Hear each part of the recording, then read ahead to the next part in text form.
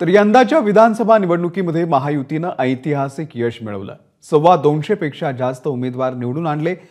ही निवडणूक मुख्यमंत्री एकनाथ शिंदे यांच्या नेतृत्वात लढली गेली। त्यामुळे या अभूतपूर्व यशानंतर शिवसेनेमध्ये मुख्यमंत्रीपद आपल्याकडेच ठेवण्याचं सूर वाढलंय। शिवसेनेच्या प्रवक्त्यांनी मुख्यमंत्री आमचाच व्हावा अशी वक्तव्य करायला सुरुवात केली आहे। पण या संदर्भातला अंतिम निर्णय दिल्लीमधून होण्याची शक्यता आहे। इतकंच नव्हे तर राज्यामध्ये भाजपकडून बिहार पॅटर्न राबवला जाऊ शकतो अशी ही चर्चा आहे। पाहूयात सविस्तर रिपोर्ट।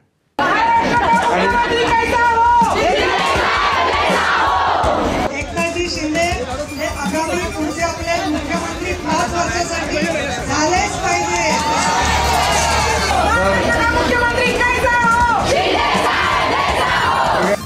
वर्षा बंगल्यावर आलेल्या लाडक्या बहिणींनी शपथविधी आधीच एकनाथ शिंदेंना लाडके मुख्यमंत्री ही उपाधी दिली आहे।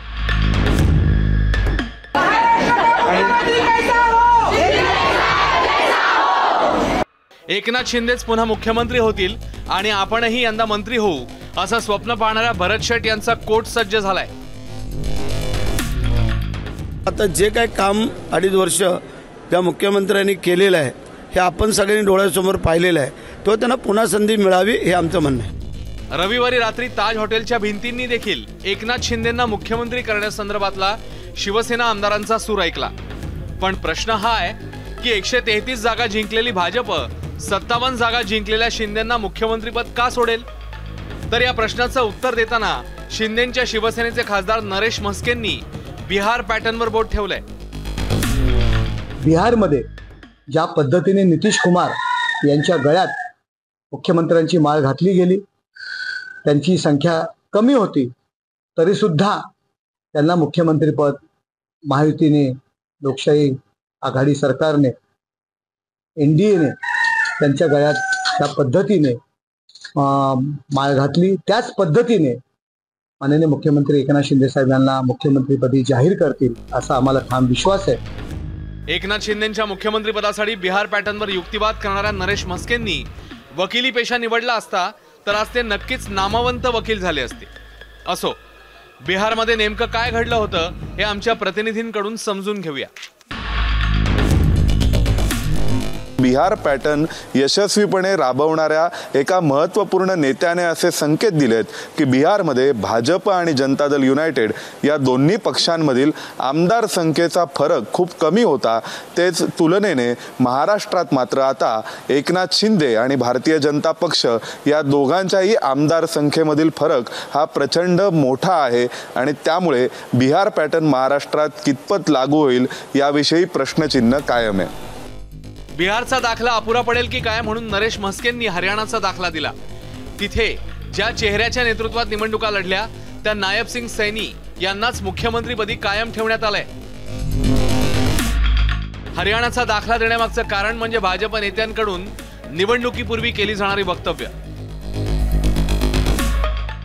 विनाकारण कन्फ्युजन तयार करण्याचं कारण नाही आहे। महायुतीमध्ये मुख्यमंत्री एकनाथराव शिंदेजी हे सरकारचे प्रमुख आहे आणि ते प्रमुख असतानाच आम्ही निवडणुकीला जातोय आणि या संदर्भात मुख्यमंत्री कोण आणि काय आणि कोणाचा चेहरा हा निर्णय घेण्याचा अधिकार माझ्या स्तरावर नाही। अभी महाराष्ट्र में युति सरकार का नेतृत्व एकनाथ शिंदे जी कर रहे हैं। एकनाथ शिंदे जी हमारे मुख्यमंत्री है और चुनाव के बाद मुख्यमंत्री कौन होगा तीनों पार्टियां इकट्ठा बैठकर इसका तय करेगी। हरियाणामध्ये जे सैनी म्हणून जे मुख्यमंत्री केलेले आहेत त्यांच्या नेतृत्वाखाली त्या निवडणुका लढल्या गेल्या। त्याच पद्धतीने माननीय मुख्यमंत्री एकनाथ शिंदे साहेब यांच्या नेतृत्वाखाली ही महाराष्ट्रातील निवडणूक लढली गेली। त्याच पद्धतीने ज्यांच्या नेतृत्वाखाली निवडणुका लढल्या जात आहेत त्यांनाच मुख्यमंत्रीपद बहाल केलं जातं आहे उदाहरण भारतीय जनता पार्टीने दिलेलं आहे। नरेश म्हस्केंकडून केलेल्या युक्तिवादाला प्रत्युत्तर देण्यासाठी भाजपच्या वतीने दानवेदाजी आणि फडणवीसांच्या वतीने दरेकरांनी युक्तिवाद केला। बिहारची निवडणूक आणि महाराष्ट्रातली निवडणूक एकदम वेगळी आहे। आमचा मुख्यमंत्री कोण असा कुठलाही प्रकारचा कोणताही चेहरा डोळ्यासमोर आम्ही ठेवला नाही आणि आमच्या श्रेष्ठींनी तसा आदेश दिलेला नाही।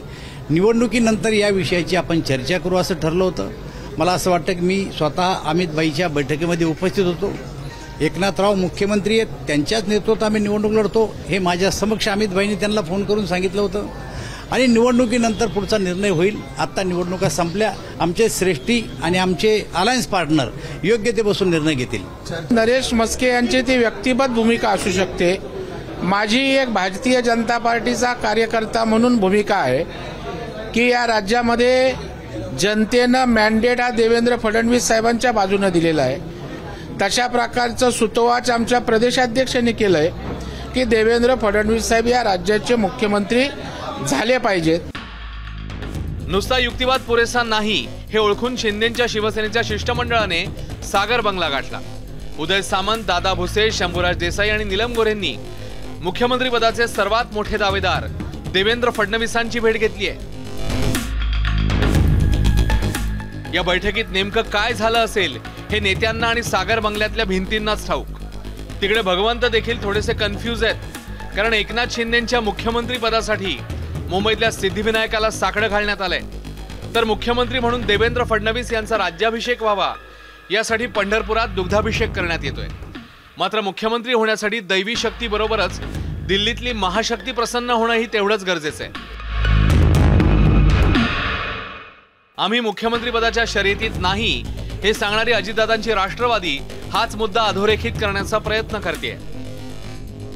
जोपर्यंत दिल्लीच्या केंद्रीय नेतृत्वाशी चर्चा होणं अपेक्षित आहे, जसं राष्ट्रवादी काँग्रेस पक्षाच्या विधिमंडळ पक्षाने अजितदादांचं नेतेपदी निवड केली, शिवसेनेने आदरणीय एकनाथराव शिंदे साहेबांची नेतेपदी निवड केली, भारतीय जनता पक्षाची पण कदाचित विधिमंडळ पक्षाची बैठक होऊ शकते आणि ती औपचारिकता असते शेवटी एक फॉर्मॅलिटी म्हणून, परंतु बोलवतील लवकरात लवकर. महाराष्ट्राच्या मुख्यमंत्री पदाबाबत बोलायचं झालं तर अनेक मुद्दे हे कळीचे आहेत. मुख्यमंत्री म्हणून एका विशिष्ट समाजाच्या किंवा जातीचं प्रतिनिधित्व करणारा चेहरा पाहिला जाईल का? महायुतीच्या सर्व घटक पक्ष नेतृत्व मान्य करतील असा चेहरा कोणता असेल? त्याचबरोबर होऊ घातलेल्या महानगरपालिका निवडणुकीच्या दृष्टिकोनाने कुणाला मुख्यमंत्री बनवलं तर जास्त फायदा ठरू शकतो? या सगळ्याहून पलीकडे जायचं म्हटलं तर कामगिरी म्हणजेच परफॉर्मन्स हा एकच निकष डोळ्यासमोर ठेवून मुख्यमंत्री केला जातोय का? या सर्वच प्रश्नांची उत्तरं राजकीय पंडित शोधताना पाहायला मिळत आहेत. मुख्यमंत्री पदासाठी चेहरा निवडताना धक्का देण्याची परंपरा दिल्लीतल्या भाजप श्रेष्ठींनी रूढ करायला घेतली आहे. ती परंपरा खंडित होणार असेल तरच शिंदे आणि फडणवीस समर्थकांमधल्या चढाओढीला अर्थ आहे. अन्यथा मुख्यमंत्री म्हणून तिसराच व्यक्ती शपथ घेताना दिसेल आणि आपापल्या समर्थकांसह फडणवीस आणि शिंदेंना एकमेकांच्या चेहऱ्याकडे पाहत बसावं लागेल. अर्थात या शक्यतेला तुर्तास गंमत जम्मत म्हणून पाहायचं ठरवलं तरी ती नाकारताही येणार नाही. ब्युरो रिपोर्ट, एबीपी माझा.